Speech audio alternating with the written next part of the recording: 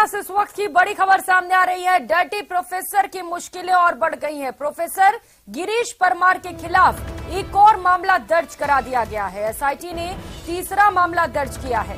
MTech की छात्रा ने ये मामला दर्ज कराया है। आरटीओ के डर्टी प्रोफेसर गिरीश परमार को लेकर बड़ी खबर इस वक्त की आपको बता दें। एक और एमटेक छात्रा ने सामने आकर सस्पेंडेड एसोसिएट प्रोफेसर के खिलाफ शिकायत दर्ज करा दी है। ओम प्रकाश सहयोगी हमारे साथ जुड़ चुके हैं।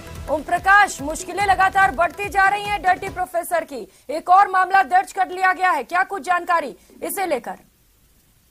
जी, जैसे ये एसआईटी की टीम जांच कर रही है और जो छात्राओं से अपील कर रही है कि वो बेखौफ होकर खुलकर एसआईटी को बताए, क्योंकि एडिशनल एसपी, महिला एडिशनल एसपी ये पूरे मामले की तफ्तीश कर रही है।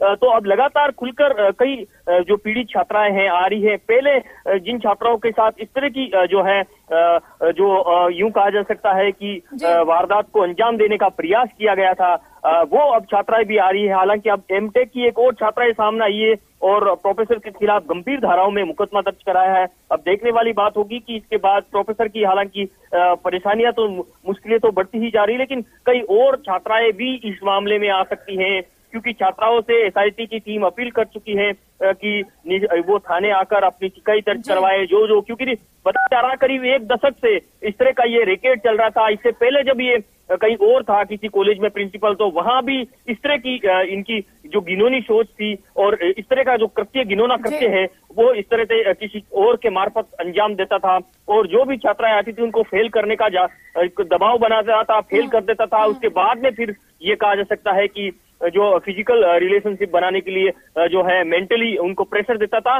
और इस बात को लेकर ही अब लगातार जिन छात्राएं पीड़ित हैं, जिस छात्राओं से इस तरह की डिमांड की गई थी पहले, हालांकि लोक लाज के भय से पहले कई छात्राएं सामने नहीं आ रही थी, लेकिन अब अपील करने के बाद उसका असर साफ तौर पर देखा जा सकता है। और छात्राएं सामने नहीं आ रही थी, लेकिन जैसे जैसे जांच आगे बढ़ रही है, पुलिस द्वारा भी अपील की जा रही है, इसे लेकर और भी छात्राएं सामने आने लग गई हैं।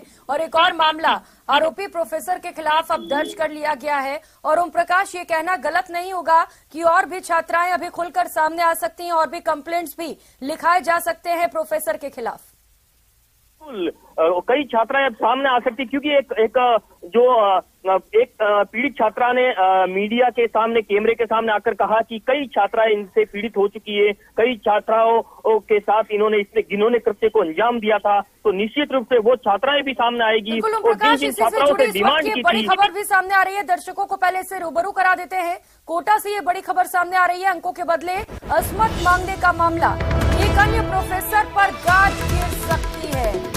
प्रोफेसर राजीव गुप्ता पर भी गाज गिर सकती है। इस वक्त की सबसे बड़ी खबर आपको बता रहे हैं। राजीव गुप्ता को अधिष्ठाता पद से ही हटाने की तैयारी है। अगले 1 से 2 दिनों में पद से हटाए जा सकते हैं प्रोफेसर राजीव गुप्ता। संविदा कर्मी द्वारा यौन प्रताड़ना शिकायत के बाद से लगातार प्रोफेसर राजीव गुप्ता भी विवादों में है। एसआईटी जांच के दौरान ही राजीव गुप्ता को उनके पद से हटाया जा सकता है। ओम प्रकाश सहयोगी लगातार हमारे साथ जुड़े हुए हैं। ओम प्रकाश, एक और चेहरा सामने आ रहा है, राजीव गुप्ता, क्या पूरी जानकारी से लेकर?